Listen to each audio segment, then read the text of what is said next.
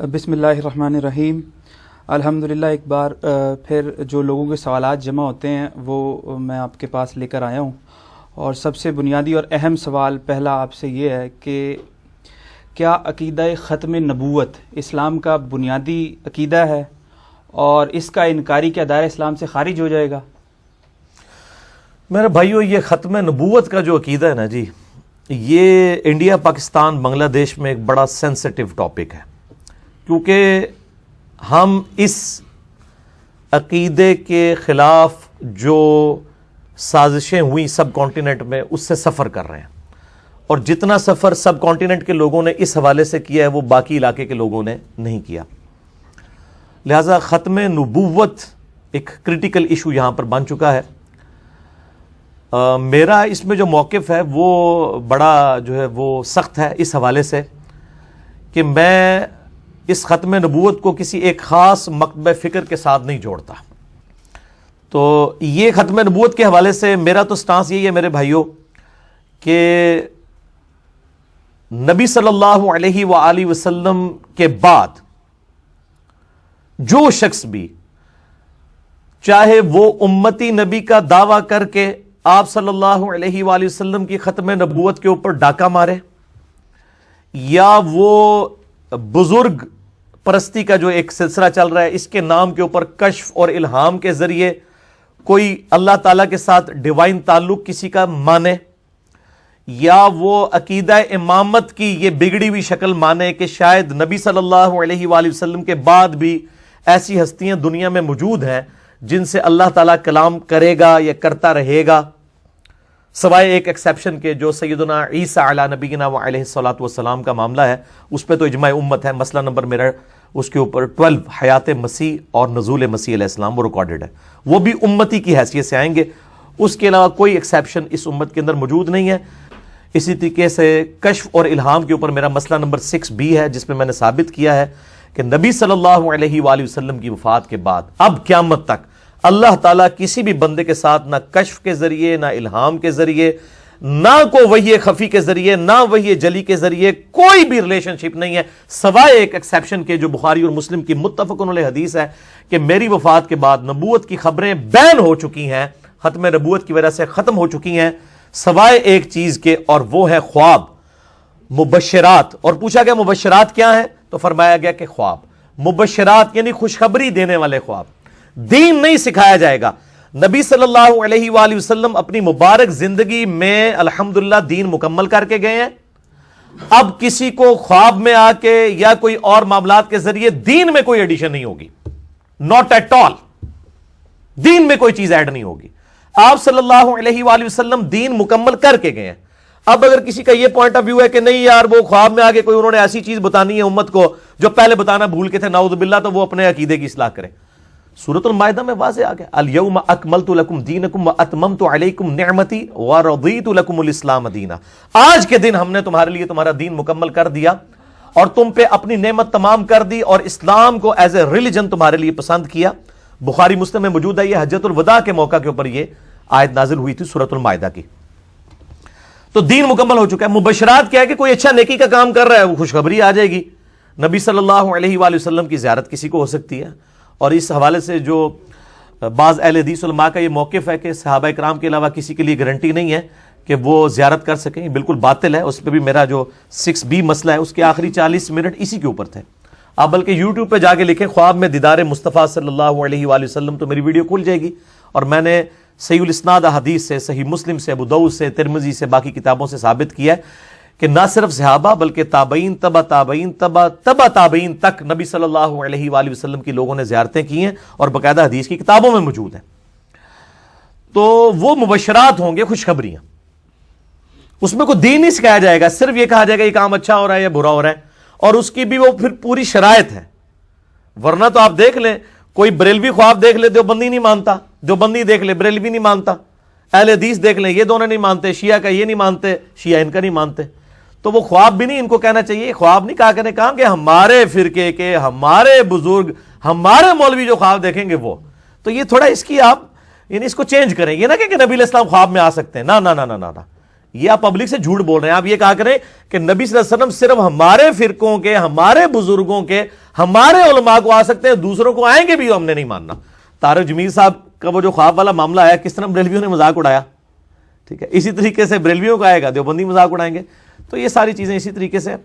تو ختم نبوت کا مطلب یہ ہے کہ نبی علیہ السلام کے بعد کوئی کشف نہیں کسی کے اوپر, کوئی الہام نہیں ہے, کوئی امتی نبی نہیں ہے, کوئی ایسا معاملہ نہیں ہے. عیسیٰ علیہ السلام کی ایکسیپشن میں نے الگ سے بتا دی.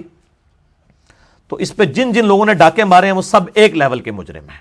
ورنہ میں یہ کہتا ہوں یہ ختم نبوت پہ جتنی بھی تحریکیں چل رہی ہیں یہ ختم نبوت تحریکیں نہیں ہیں, یہ ایک خاص فرقے کے خلاف ہیں, اس کو ٹارگٹ کرنے کے لیے. اگر یہ ختم نبوت کے ساتھ مخلص ہو, سب کو ایک ہی جگہ لا کے کھڑا کریں جس طرح ہم کرتے ہیں. اسی لیے آپ دیکھیں ان کی دعوت سے نقصان ضرور ہوا ہے, اسلام کا فائدہ نہیں ہوا.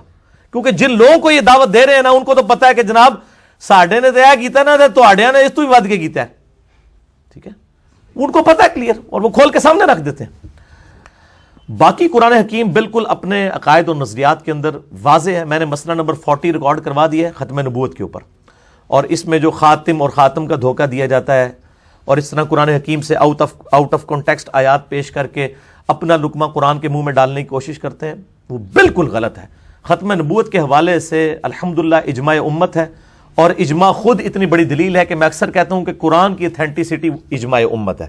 قرآن ہمارے سامنے نازل نہیں ہوا, عملی تواتر اور اجماع امت نے اسے ٹرانسفر کیا ہے. بالکل اسی طریقے سے ختم نبوت کے عقیدے کو بھی عملی تواتر اور اجماع نے ٹرانسفر کیا ہے.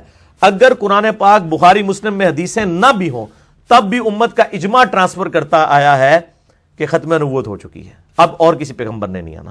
وہ تو درجنوں آیات ہیں قرآن حکیم میں.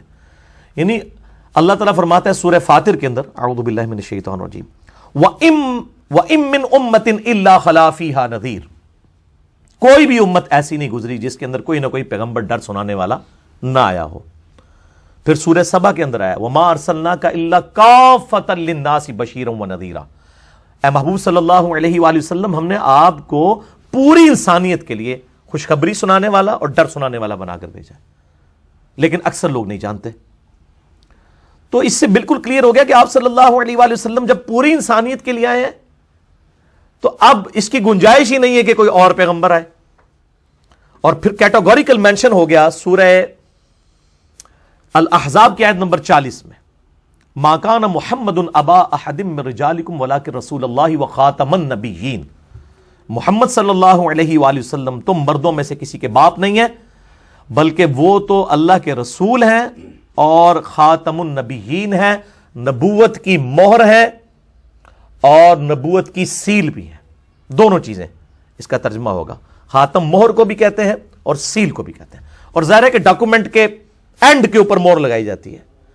یہ وہ جج بھی آپ کو پتا ہے نا, جب ڈیسیژن کرتا ہے اینڈ پہ جا کے قلم توڑ دیتا ہے, یہ وہ ڈاکومنٹ کے اینڈ کے اوپر سگنیچر کیے جاتے ہیں, یہ مہر لگائی جاتی ہے. جج بھی بیٹھے ہوئے ادھر. تو وہ اس لیے ہوتا ہے کہ تاکہ یہ چیز اسٹیبلش ہو جائے کہ اس کے بعد اب اس ڈاکومنٹ میں کوئی چیز ایڈ کرنا جرم ہے, اگر آپ سٹیمپ اس سے مراد لیتے ہیں. اور اگر آپ سیل مراد لیتے ہیں تو آج بھی آپ دیکھیں ڈاک کے جو لفافے ہیں وہ سیل ہو کے جاتے ہیں, تالے بھی سیل کر دیے جاتے ہیں تاکہ اگر کوئی اس کے ساتھ ہیرا پھیری کرے تو پتہ چل جائے کہ یار اس میں کسی نے. تو نبی صلی اللہ علیہ وآلہ وسلم سٹیمپ آف دا پروفٹ بھی ہیں اور سیل آف دا پروفٹ بھی. سٹیمپ کا یہ مطلب لینا کہ آپ کے بعد جتنے پیغمبر آئیں گے وہ مہر لگوا کے آئیں گے, تو یہ تو مطلب اپنا لقمہ قرآن کے منہ میں ڈالنے والی بات ہے. قرآن پاک کے زمانے کے اندر جب یہ قرآن نازل ہوا ہے وہ اپنے نظریات کے اندر بالکل واضح ہے. اور پھر صحابہ کرام نے کیسے سمجھا اور آگے کیسے ٹرانسفر کیا. اور اس میں آپ دیکھیں کہ بڑی انٹلیکچوئل بات کی گئی ہے کہ نبی صلی اللہ علیہ وسلم تو مردوں میں سے کسی کے باپ نہیں ہے, بلکہ وہ تو اللہ کے رسول اور خاتم النبیین ہے. یعنی خاتم النبیین یا خاتم دونوں میں معنی درست ہیں. خاتم کا لفظ احادیث میں آیا بخاری مسلم میں, خاتم کا قرآن میں. خاتم کہتے ہیں ختم کرنے والا, مکمل کرنے والا. تو آپ صلی اللہ علیہ وآلہ وسلم جو ختم نبوت آپ پر ہوئی ہے, ساتھ ہی کہا گیا آپ مردوں میں سے کسی کے باپ نہیں ہیں. کیوں؟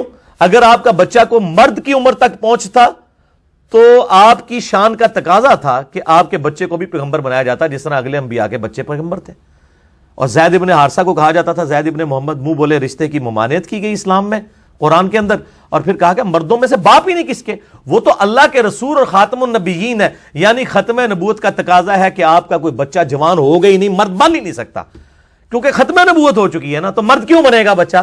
بچہ اگر مرد بنتا ہے تو اس کو پیغمبر بنانا ہوگا آپ صلی اللہ علیہ وآلہ وسلم کو پروٹوکول دینے کے لیے. اور یہ بات میں اپنی طرف سے نہیں کہہ رہا, صحیح بخاری میں موجود ہے. سیدنا عبداللہ ابن ابی اوفا رضی اللہ تعالیٰ عنہ وعلیہ السلام المتوفى 84 ہجری,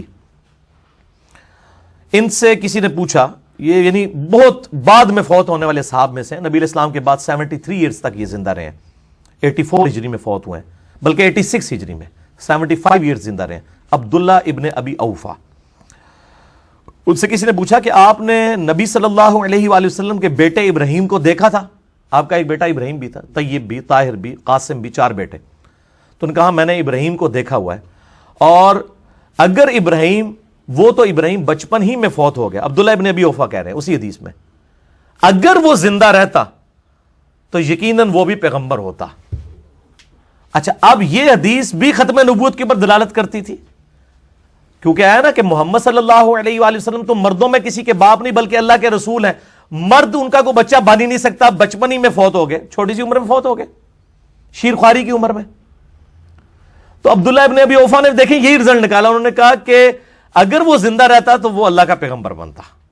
چونکہ اللہ نے ڈیسائیڈ کر دیا کہ کوئی بچہ بڑی عمر تک پہنچے گا, یہ خاتم النبیین. اور پھر اس میں انہوں نے کہا کہ چونکہ نبی علیہ السلام خاتم النبیین ہے اس لیے وہ جوانی کی عمر تک نہیں پہنچا.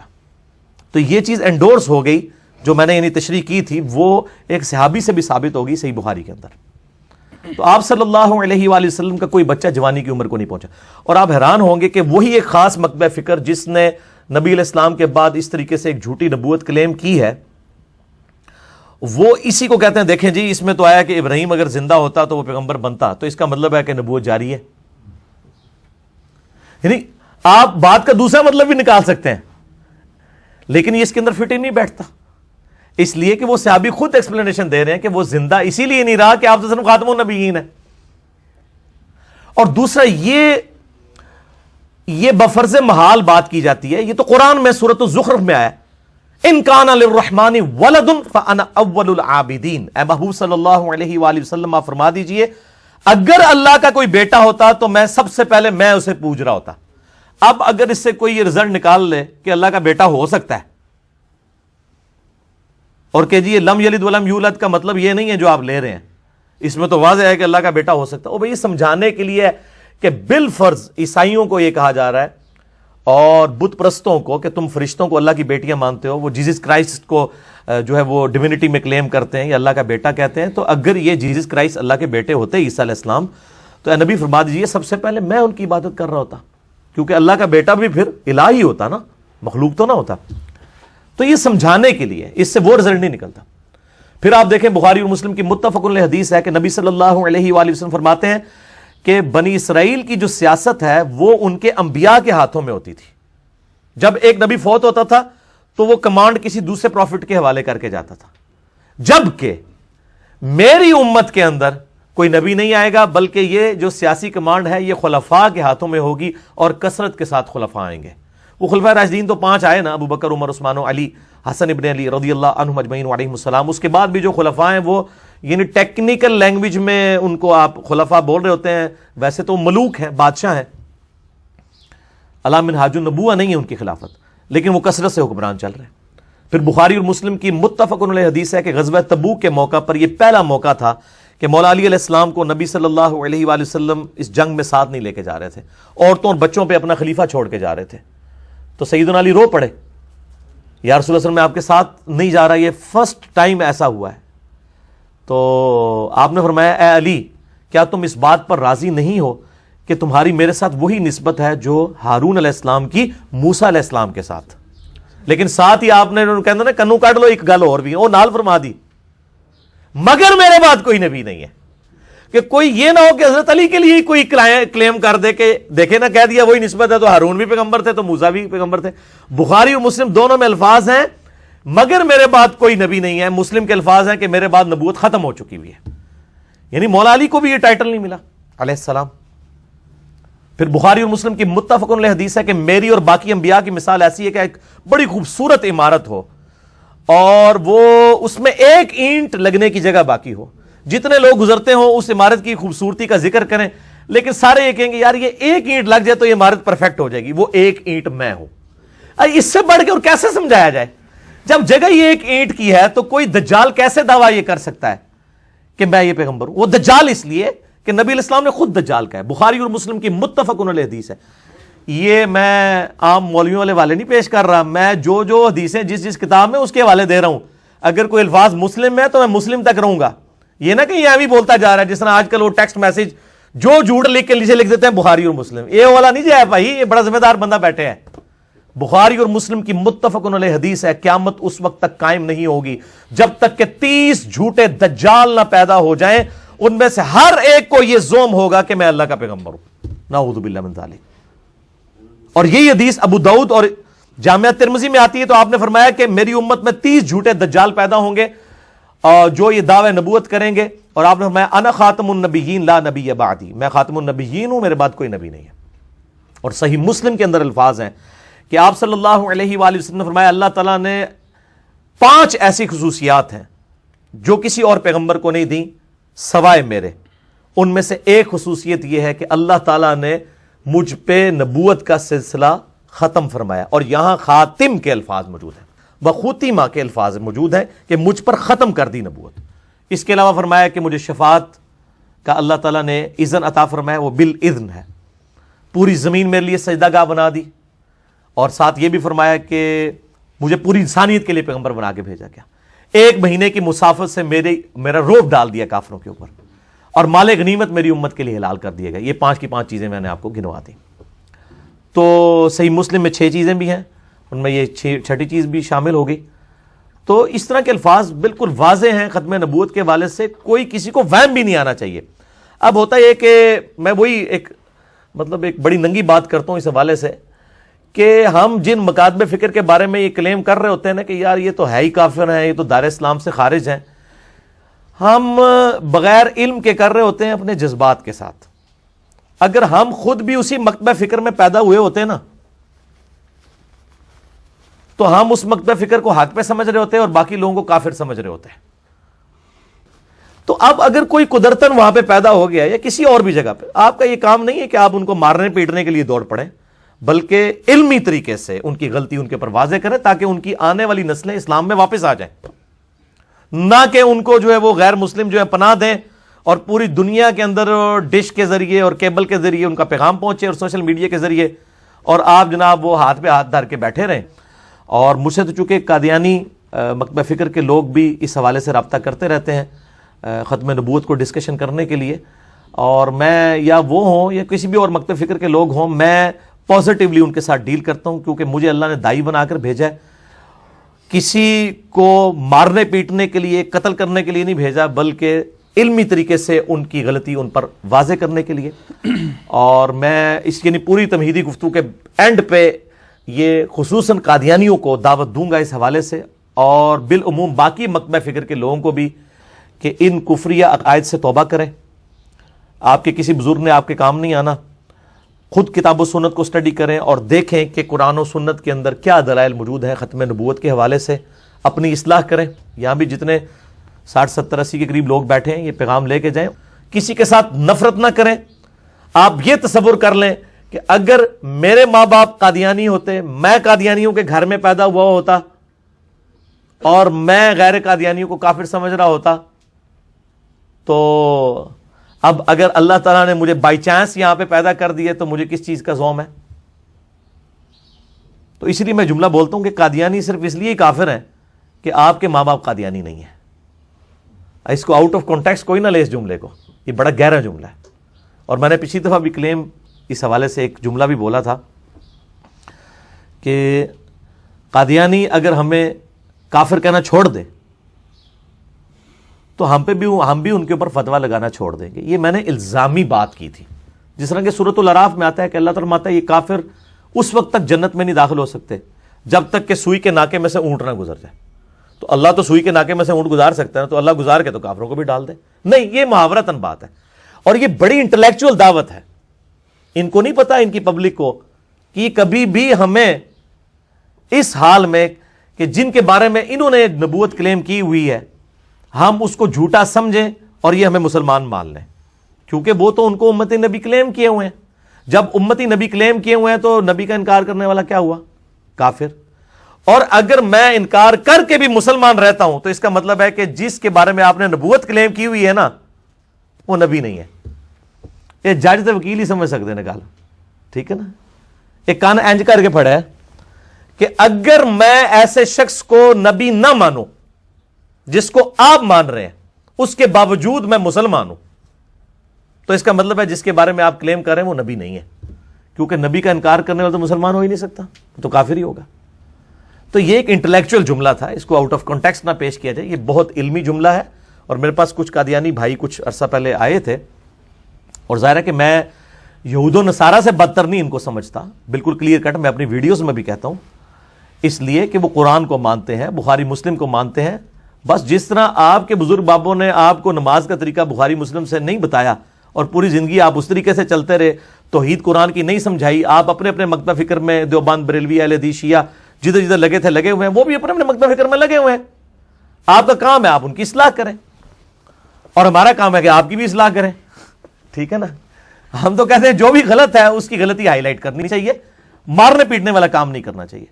تو وہ آئے بھائی، میں نے ان کو کہا، میں نے کہا جی مجھے آپ لکھوا کے لا دیں، تو آج 4-5 سال ہو چکے ہیں وہ واپس نہیں آئے، حالانکہ وہ کہہ رہے تھے نہیں ہم آپ کو مسلمان مانتے ہیں۔ میں نے کہا ایسا نہیں، آپ کا عالم دین کوئی لکھ کے دے کہ جو غلام احمد قادیانی صاحب کو پیغمبر نہ مانے وہ پیغمبر نہ مانتے ہوئے بھی مسلمان ہے، یہ لکھوا کے لیں تو میں آپ کی تکفیر چھوڑ دوں گا۔ یہ میں نے الزامی بات کے طور پہ بات کی، وہ نہیں آئے۔ تو اس کے علاوہ بھی کئی ہیں جو ماشاءاللہ رابطہ کرتے ہیں اور ان کی کلیریفیکیشنز ہوتی ہیں۔ اب یہ ایک الگ سے ٹاپک ہے، مجھے کبھی موقع ملا تو میں انشاءاللہ اس پہ ڈیٹیل ڈسکشن کروں گا۔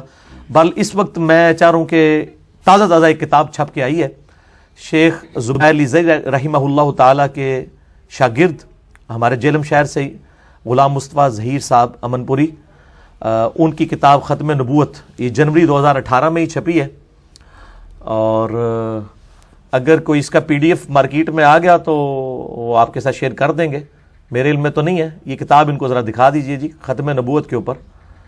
یہ بڑی پرفیکٹ کتاب لکھی ہے انہوں نے، کچھ چیزیں ہیں جو کمزوریاں ہیں ان کو ان سے قطع نظر ظاہر ہے، انسانی کوشش ہے، کچھ کمزوریاں بھی ہوتی ہیں۔ اوورال انہوں نے الحمدللہ قرآن حکیم کی آیات سے، 40 صحیح الاسناد احادیث سے، درجنوں صحابہ کرام کے فتاوی سے، بخاری اور مسلم اور باقی کتابوں سے جو ہے وہ ختم نبوت کے اوپر ڈسکشن کی ہے۔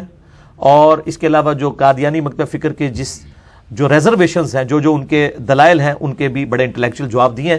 یہ آلموسٹ تقریباً 222 پیجز کے اوپر یہ کتاب ہے، تو یہ کتاب آپ ضرور خریدیں۔ اور اس کتاب کا میرا خیال ہے یہ میں نے اس سے کوئی کمائی نہیں کرنی، کوئی یہ نہ سمجھے کہ میں پہ بیچنا وا۔ غلام مصطفیٰ ظہیر صاحب تو مطلب میرے ساتھ سخت ناراض ہیں اپنے مکتبہ فکر کی وجہ سے، چونکہ وہ ذرا اسٹرانچ قسم کے اہل حدیث عالم ہیں، تو میں چونکہ وہ کرٹیسزم کرتا ہوں تو اس لیے ان کو ہضم نہیں ہوتا۔ بہرحال ہمارا کام تو یہ کہ کوئی بھی اچھی چیز کسی کی بھی ہے وہ شیئر کروائی جائے۔ یہ جو بیت السلام پرنٹنگ پریس، یہ بھی ذرا شیئر کروا دیں، اس پہ موبائل نمبر وغیرہ بھی لکھے ہوئے ہیں تاکہ بیرون ملک لوگوں نے اگر منگوانی ہے یہ کتاب تو ان کو مل جائے گی۔ یہ پاکستان میں تو یہ کتاب مل رہی ہے 250 روپے کی، یعنی میں نے یہ 2 خریدی تھی 500 روپے کی، تو یہ ہائی لائٹ کر دیں جی، اور اتنی قریب سے کریں کہ یہ نمبر پڑے بھی جائیں نا، تاکہ جن لوگوں نے منگوانی ہے وہ پھر منگوا سکتے ہیں۔ پرنٹنگ پریس کا نمبر بھی لکھا ہوا ہے، 250 روپے پاکستانی ہے، اور اگر آپ یعنی ہول سیل پہ منگوائیں شاید سستی مل جائے، تو اتنی زیادہ رقم نہیں ہے۔ ڈالرز میں کتنی بنی جی؟ 250 $2.5 کیا ہے؟ $2.25 کر لیں، آلموسٹ ڈالر ود گیا، تو $2.25 کوئی شے نہیں ہے، ایک کتاب منگواؤ۔ اور ظاہر ہے کہ اس میں چونکہ ہمارے علماء دین کا بھی ایک سلسلہ اس حوالے سے ان کا ایک انکم کا ذریعہ بھی ہوتا ہے، جواز کی حد تک میں اس کو جائز سمجھتا ہوں، اپنے لیے نہیں، علماء کے چلیں ان کے لیے بھی ایک ہیلپ آؤٹ ہو جائے گی یہ چیز۔ باقی چونکہ یہ بہت اچھی کوشش ہے، میں نے ابھی تک ختم نبوت کے اوپر جتنی کتابیں پڑھی ہیں اس سے زیادہ اسٹرانگ کوئی کتاب نہیں ہے، اور انٹرنیشنل نمبرنگ کے اوپر اس پہ حدیث کے نمبرز بھی لکھے ہوئے ہیں، اور بڑی انٹلیکچوئل گفتگو کی ہوئی ہے الحمدللہ۔ تمام احادیث آلموسٹ انہوں نے اس کے اندر کور کر دی ہیں۔ تو اس سے پہلے شیخ زبیر صاحب نے بھی ایک مضمون لکھا تھا، مقالات کے اندر موجود ہے، لیکن وہ اتنا پرفیکٹ نہیں تھا، یہ اس سے زیادہ بہتر ہے۔ یہ ان کے شاگرد ہیں، انہی کے اصولوں کے اوپر انہوں نے احادیث کے اوپر صحت کے حکم لگائے ہیں، اور اکثر احادیث بخاری اور مسلم سے ہیں۔ تو یہ یعنی میرا ایک علمی انصاف تھا کہ میں باقی اس کے اندر جو انہوں نے لینگویج یوز کی ہے، بعض جگہ کہیں اگر سخت لینگویج یوز ہوئی ہے تو میں پیشگی معذرت کر لوں، اس کی وجہ سے کہ میرا مزاج نہیں ہے کہ میں اس طریقے سے، اور دوسرا اس میں کمزوری اس حوالے سے بھی ہے کہ انہوں نے خاص مکتبہ فکر کو ٹارگٹ کیا ہے، وہ کمزوریوں کی کمپنسیشن میرا مسئلہ نمبر 40 آپ دیکھ لیں، یوٹیوب پہ جا کے لکھیں 40 مسئلہ MAS اپوسٹرافی والا کاما ALAH، مسئلہ کہتے ہیں عربی میں سوال کو، اور سوال ویسے ہم اردو میں کہتے ہیں لفظ سوال ہے، پیش ہے، علماء سے میں بول رہے ہیں، ٹھیک ہے جی۔ تو یہ 40 مسئلہ جو ہے وہ آپ دیکھ لیں، اور وہ آج کا ریکارڈڈ نہیں ہے، آلموسٹ 6 سال پرانی ویڈیو ہے وہ ریکارڈڈ، مسئلہ 40۔ تو میں نے اس وقت جو باتیں کی تھی، اب آپ یہ میرا کلپ جب ختم نبوت کے حوالے سے چڑھے گا تو آپ وہ باتیں سنیں گے، آپ کہیں گے یار یہ تو باتیں اس وقت بھی ہوئی تھی، اب ہمیں ذرا زیادہ بہتر طریقے سے سمجھ آ رہی ہیں۔ تو یہ پہلا سوال کریٹیکل تھا، تو میری چونکہ تیاری تو نہیں تھی، جو میرے دل کا درد تھا میں نے سامنے رکھ دیا، تو ابھی بھی بہت کچھ بول سکتا ہوں، لیکن میرا خیال ہے باقی سوالات کو کور کریں تاکہ ٹائملی ہم فارغ بھی ہو جائیں۔ بس اسی ضمن میں ایک سوال یہ ہے کہ ٹھیک ہے کفری عقائد بھی ہوتے ہیں اور ہمارے علماء کی اکثریت نے ان کو دائرہ اسلام سے خارج بھی کر دیا ہے، مسئلہ نہیں یہ، مسئلہ نہیں، اس کے بعد مسئلہ یہ کہ جب ہم ان سے لا تعلق ہو جاتے ہیں، ملنا ملانا یا اس طرح کی کوئی گیدرنگ ہی نہیں ہوتی، تو پھر ہم ان کو کس طریقے سے ختم نبوت کی دعوت دیں گے یا دائرہ اسلام میں لانے کی کوشش کریں گے جبکہ ہمارا کوئی تعلق ہی نہیں ہے؟ بالکل صحیح کہہ رہے ہیں، یہ تعلق ختم کرنے والی تو کوئی بات ہونی نہیں چاہیے۔ آپ یعنی یہی ہمارے لوگ جو ہیں وہ باہر کے ملکوں میں جا کے یہودیوں کی عیسائیوں کی نوکریاں کر رہے ہیں، ان کے ٹوائلٹ صاف کر رہے ہیں، ادھر تو ان کو کوئی نہیں سمجھا رہا۔ ہاں کفار کے ساتھ دلی دوستی آپ نہیں رکھ سکتے، لیکن آپ معاملات کو تو لے کے چلیں گے تاکہ دعوت کا میدان نہ ختم ہو۔ دوسری طرف تو کہتے ہیں کافروں کے لیے آپ صلی اللہ علیہ وآلہ وسلم نے چادریں بھی بچھا دیں، یہ ہمیں بتا رہے ہوتے ہیں نا، وہ جی بڑھیا جو ہے وہ چاہے وہ ضعیف ہی واقعہ ہے لیکن ان کے لیے تو صحیح ہے نا، وہ کانٹے بچھاتی تھی تو آپ صلی اللہ علیہ وسلم اس کی تیمارداری کے لیے چلے گئے۔ تو یہ مثالیں جب دے رہے ہوتے ہیں تو مطلب خود بھی یہ غور کریں۔ تو دعوت کا میدان کبھی بھی خالی نہیں چھوڑنا چاہیے، تعلق قائم رکھیں اور دعوت اور اصلاح والا معاملہ کریں، لیکن اس میں یہ بھی مشورہ دوں گا کہ پہلے آپ خود بھی ایجوکیٹ ہوں۔ بڑے اکڑ کے لوگ پہنچ جاتے ہیں سامنے، آمدی الف بے نہیں ہوندی، نہ کسی آیت دا پتہ نہ کسی حدیث دا پتہ، تے ٹوٹ جاندے مناظرے کرن۔ تو پہلے آپ علم حاصل کریں، اس کے بعد آپ کسی کو دعوت دیں، آپ پہلے خود بھی تو ایجوکیٹ ہو نا اس حوالے سے، صحیح ٹھیک ہو گیا۔